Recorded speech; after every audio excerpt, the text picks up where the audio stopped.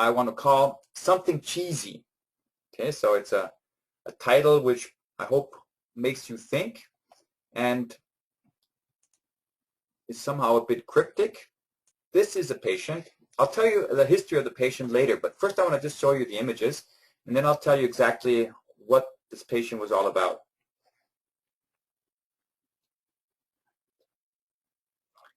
Okay, so you can see that the patient has an enlarged left ventricle.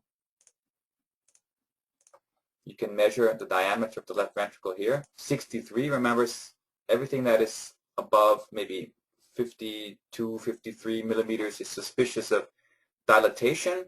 He was a fairly small young man, so this is certainly dilated.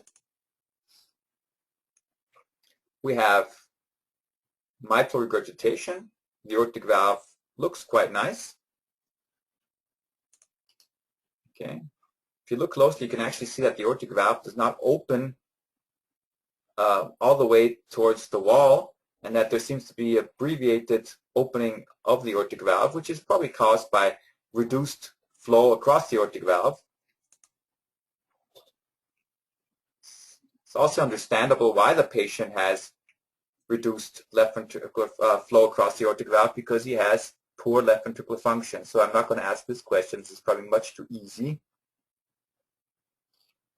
Okay. Next, I'll show you the 4-chamber view. Okay.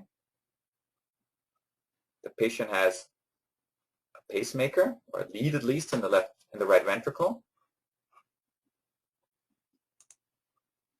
Again, let's just measure the size of the left ventricle.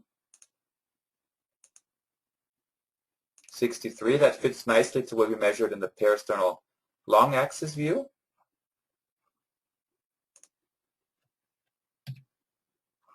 You can nicely also appreciate that the mitral valve is not opening very much.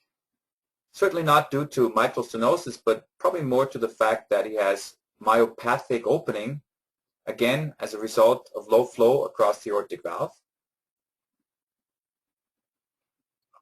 Prominent trabeculations here in the right ventricle.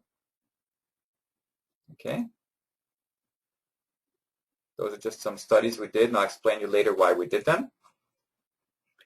But my question to you now is, do you notice anything peculiar about this case? Okay, he has mitral regurgitation.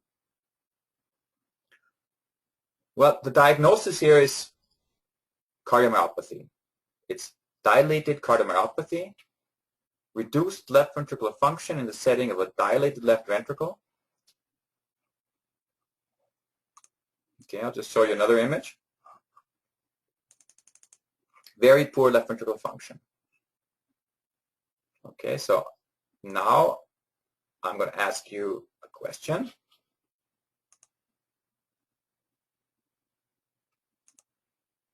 Okay. What form of cardiomyopathy do you see?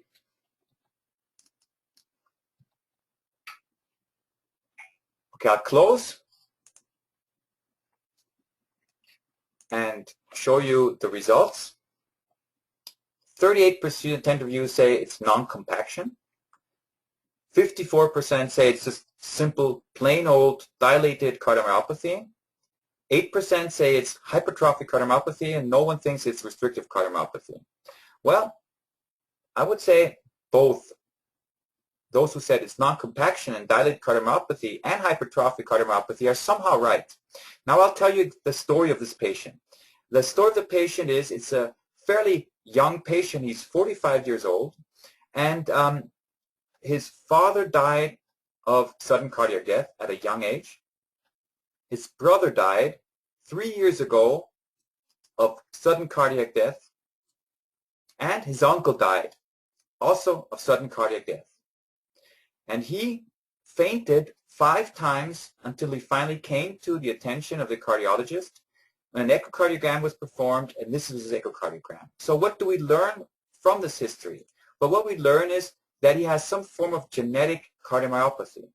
And if we look very closely, what we see is we see a left ventricle which is not only dilated, but we also see that he has a very strongly trabeculated lateral wall of the left ventricle. With atypical views, you can see even more of this. I'll show you right here. This is very strongly trabeculated. You have little sinusoid kind of areas here in the myocardium. And this is a two-chamber view. And this is very typical of non-compaction syndrome. So the myocardium looks very cheesy. Now, what is the isolated non-compaction syndrome? What is actually this disease all about? Well, we don't really exactly know everything about the disease. Again, this is a very atypical view where you can see how spongy the appearance of the left ventricle is. But these patients seem to have a genetic form of cardiomyopathy where the congenital compaction is disturbed in the sense that we have residual little sinusoids and strongly trabeculated left ventricles. This is also a form of cardiomyopathy which has a probably worse prognosis than other forms of cardiomyopathy, and it also is often associated with sudden cardiac death and often rapid progression. Not only do these patients have cardiomyopathy very often, but we frequently also see other congenital defects and other abnormalities such as neuromuscular disorders in these patients. So very important to detect this problem. Why am I showing this case? Well, it's very, very important to know that this is a disease entity that you should be looking for, because it means that you have to also perform a family screening in these patients. It means that you also have to take a look at the family members, because they are also at increased risk of cardiomyopathy and sudden cardiac death. Now, not all patients have reduced left ventricular function. You can also have non-compaction syndrome in the setting of normal left ventricular function. But even these patients are at risk of developing cardiomyopathy sooner or later.